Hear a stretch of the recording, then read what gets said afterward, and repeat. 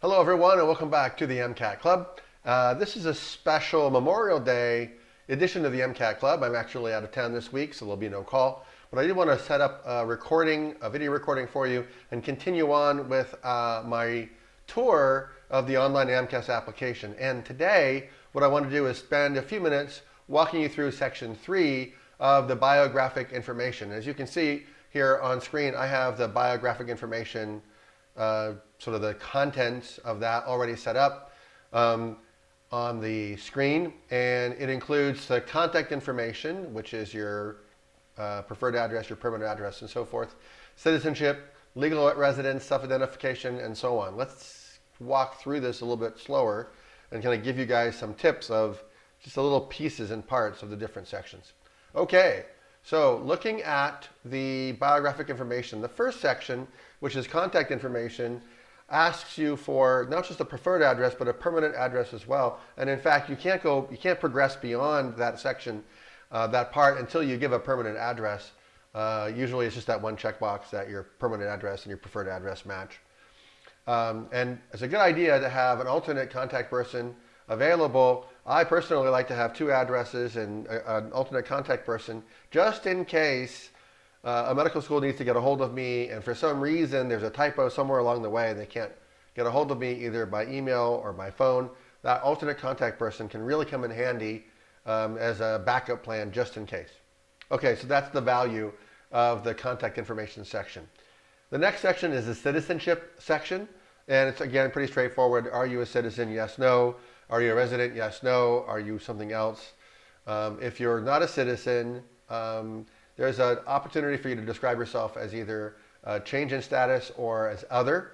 And so if you're transitioning from non-citizen to permanent resident, that's an opportunity for you to say that and say, look, I'll be a permanent resident of the U.S. by the time that I enroll in medical school, and I definitely would indicate that on your MCAS application. Then there's legal residence. Are you a legal resident of the U.S., yes or no? So you can be a U.S. citizen, but not a legal resident. That's possible. So make sure that whatever you say there matches the reality. And then there's an optional section called self-identification, where you would optionally identify your race or ethnicity, how you self-identify. And then the next section are languages. And other than English, what languages did you speak? And as you'll see in the instructions, you'll be given an opportunity to rate yourself.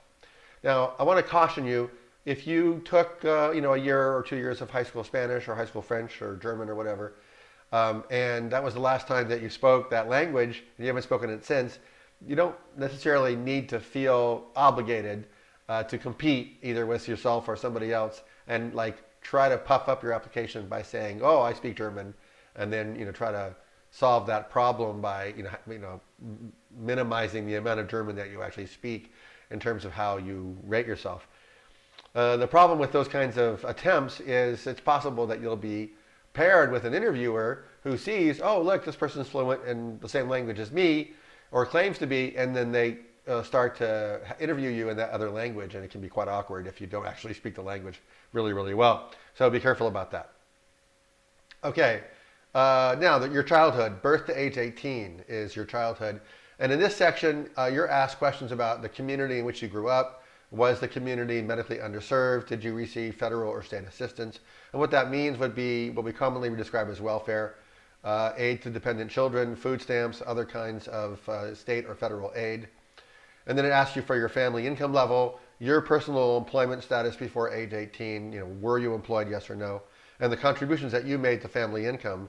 So this can be a significant question to ask, and how you answer it can matter to some medical schools who want to have diversity and want to give an opportunity to students who are considered to be underrepresented in some way or financially disadvantaged.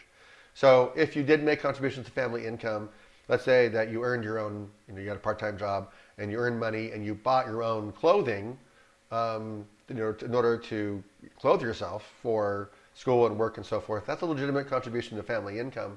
And I would not consider that to be discretionary. If, on the other hand, you had a part-time job and you used that to buy music and iPods or other toys, then that would not be considered a contribution to family income. And then, of course, did you pay for part of your college education? Again, a significant aspect of determining whether what the financial status of your family at the time that you went through high school and then into college. And then your disadvantaged status is the next piece, and usually disadvantaged status is identified as socioeconomic or medically underserved community, one of those two. And if there's a little question that you can click, and when you click that link, it brings up a topic that's supposed to help you figure out whether or not you actually have a disadvantaged status. But really it turns out that that answer doesn't really it raises more questions than it answers. So if you want to just call yourself disadvantaged, the common forms of disadvantage are social disadvantage, economic or financial disadvantage, educational disadvantage, and medical disadvantage in some way. So medically disadvantaged means you're in a medically underserved community. Socially disadvantaged would be the traditional underrepresented minorities. And that leaves your economic disadvantage or financial disadvantage. You were raised, and perhaps as a child, your family lived below the poverty line in some way, and that was a disadvantage for you. And then the educational disadvantage is, more common than you might think. Perhaps you were not able to attend grade school, or you had to move from grade school to grade school many times, and your education was interrupted. So that would be considered an educational disadvantage, and I would absolutely encourage you to indicate that and share your story with medical schools about your educational experience. All right, so the next section is a section on dependents. Do you have any children or any other types of dependents? And of course, the majority of students who are applying to medical school don't have dependents, but you might. You might be a non-traditional student, or through other circumstances, you may have a dependent of some kind, in which case you would indicate that in this section. Your parents, the next section about your parents, you'll be asked some basic information about your parents' education, where they grew up, where they attended college, and the highest degree that they've earned. And then the same thing in the next section is the sibling section, information about your brothers and sisters. Typically just age is what they're asking for there. And then military service and military discharge. So, the basic question here is, were you in the military, and what is your discharge status? So that's the military piece, and it's pretty straightforward. You either were or you were not, right? You were either honorably discharged or some other status.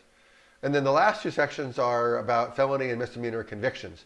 And if you were, this is very important language legally, right? If you were convicted, not charged, not arrested, not arraigned, but convicted, if you were convicted of a felony or a misdemeanor, this is a section to put it in. I want to take a moment just to indicate the difference between a felony, a misdemeanor, and what are called citations. So you might have, a parking ticket, or you might have a speeding ticket, moving violation. You might have other forms of tickets that were, there were summons, and you went to court and you were punished or whatever, but they weren't actually categorized as misdemeanors or felonies. So it's a different kind of a question. And so at least for AMCAS, you want to really be careful about exactly how you decide to answer and what actually happened if you had any one of these experiences. So if you had like a DUI as a minor, or as an adult, or your open container, or possession of drugs or alcohol, and that happened to you, and it became like a ticket, then it may not even be something to indicate here. And if it was dismissed or in some way expunged, then you have nothing really, at least as AMCAS is concerned, you have nothing really to say in this area. So I really invite you to be really careful about how you answer this. Think through it very carefully. And if you're not sure what to say, definitely get help on this area. It's a big deal. Certainly talk to your on-campus pre-medical advisor. If that doesn't work, then you reach out to private consultants, private experts, who might be able to, for a relatively small amount of money, might be able to give you some very, very good advice in this area. I would like to also to say that secondaries will ask different kinds of questions. So the AMCAS asks about convictions. Secondaries from different medical schools may not ask about convictions. They might ask about were you ever arrested? So be careful about the language as you go through this. A different language from different applications matters here.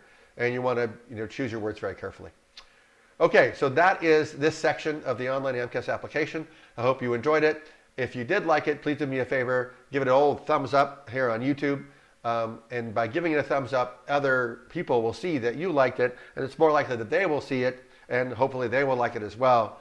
My goal here is to help as many people as possible feel really comfortable and really assured that they can write their medical school application in a way that gives them the best advantage and really helps them out without necessarily having to make a bunch of phone calls to AMCAS or read hundreds of pages of manual in order to figure this thing out. Okay, so give it a thumbs up. I'll be doing some more videos, so if you want to see the next videos about the walkthrough, make sure you subscribe to this channel so you can receive that as well. Other than that, I hope that you enjoyed this video. If you have any questions, feel free to ask me questions in the comments below, and I look forward to talking to you again soon. Have a great day.